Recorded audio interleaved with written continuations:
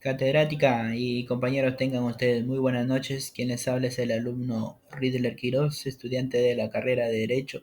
Hoy en el curso de Economía General vamos a tratar un tema muy importante, lo que es los bonos de pandemia COVID-19 en el Perú. La llegada del COVID-19 al Perú en marzo del 2020 provocó una recesión económica sin precedentes que afectó tanto a grandes empresas como a pequeñas microemprendimientos.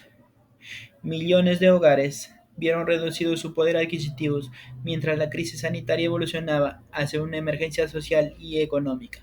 Ante este escenario, el Estado peruano implementó un paquete de estímulo fiscal con transferencias monetarias directas, como el bono Yo me quedo en casa, como el bono independiente y el bono familiar, aplazamientos tributarios y créditos subsidiarios para MIPES, medidas que según el Fondo Monetario Internacional evitaron que un aumento de la pobreza cerca al 10% y demostraron el papel clave de los bonos no condicionados en la protección social durante la pandemia.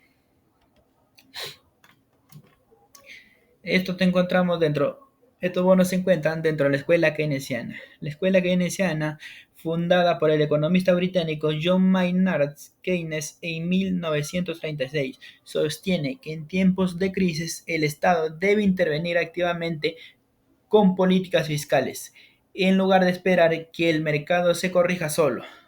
Propone usar el gasto público como herramienta para impulsar el empleo, estabilizar la producción y evitar recesiones prolongadas. El foco está en la demanda agregada como motor principal de la economía. De acuerdo a la relación keynesiana con los bonos de pandemia 2019 tenemos, durante la pandemia, los bonos aplicados en Perú reflejaron el enfoque keynesiano al usar el gasto público como herramienta para reactivar la economía cuando la demanda privada se debilitaba.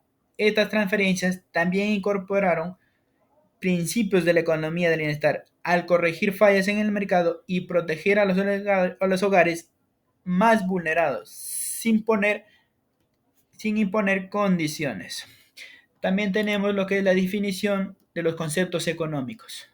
Bono de pandemia es una ayuda económica directa del Estado que se entregó sin condiciones para aquellos hogares y pequeñas empresas enfrentaran la pérdida de ingresos durante el COVID-19. Su propósito fue sostener el consumo básico y evitar una caída severa de la demanda interna. La política fiscal son las decisiones del gobierno sobre impuestos y gastos públicos que buscan influir en la economía. Gasto público incluye todo lo que el Estado gasta como sueldos, infraestructura, bonos. En la pandemia se destinó principalmente a salud y a transferencias, buscando activar la economía cuando el sector privado se detenía. Déficit fiscal ocurre cuando el Estado gasta más de lo que recauda, lo que lo obliga a endeudarse. En el 2020, el déficit se elevó por el aumento del gasto social, llegando cerca del 8% del PBI. Fallas de mercado. Son situaciones donde el mercado no garantiza una distribución justa o eficiente de los recursos. Durante la pandemia, el Estado intervino con bonos y servicios públicos para cubrir necesidades básicas que el mercado no podía satisfacer. Multiplicador fiscal.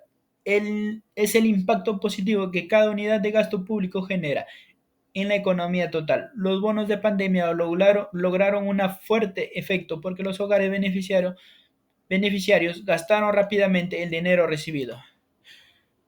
Propensión marginal al consumo. Es cuando un ingreso extra, las familias gastan en vez de ahorrar. En crisis, quienes tienen menos ingresos tienden a gastar casi todo. Por eso las transferencias resultan muy efectivas para reactivar el consumo. Seguidamente tenemos la perspectiva macroeconómica. La pandemia provocó una caída del PBI de casi 11% en el 2020, impulsada por el desplome del consumo y la inversión. Los bonos ayudaron a frenar esta caída y sostener la demanda junto con el repunte parcial de exportaciones e informalidad. El gasto social se elevó, el déficit fiscal al 8.9 y la deuda del al 38% del PBI, pero mantuvo la calificación crediticia. El financiamiento vino de bonos internos y créditos externos sin generar presión local. El BCR o Banco Central de Reserva redujo su tasa de interés hasta del 0,25% y aplicó inyecciones de liquidez y swaps para estabilizar el crédito. Esto ayudó a controlar la inflación y a facilitar préstamos a empresas. Sin estos apoyos, la pobreza habría llegado al 45%. Las transferencias evitaron ese asalto, pero la alta vulnerabilidad exige nuevas políticas de capacitación y reactivación. Seguida tenemos la perspectiva microeconómica. Durante la pandemia, los bonos ayudaron a las familias más pobres a mantener sus compras básicas y evitar deudas informales. También mejoró su acceso a alimentos y bajaron las variaciones en sus ingresos mensuales. Además, las ayudas permitieron que muchas pequeñas y medianas empresas siguieran operando y evitaran despidos. Sin embargo, hubo un problema para identificar bien a los beneficiarios y facilitar el cobro de los bonos. Seguidamente tenemos las conclusiones. Se dice que, uno, los bonos entregados durante la pandemia ayudaron a que las familias más pobres tuvieran dinero rápido, lo que evitó que las economías se hundieran más. El uso conjunto de gastos públicos, deuda y medidas del Banco Central permitió que las empresas siguieran funcionando y que la pobreza extrema no aumentara tanto.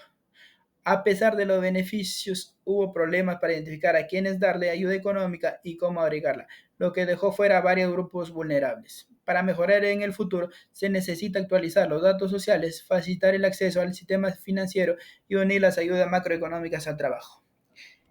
Eso es todo, compañeros. Eso es todo, catedrática. Tengan ustedes muchas gracias.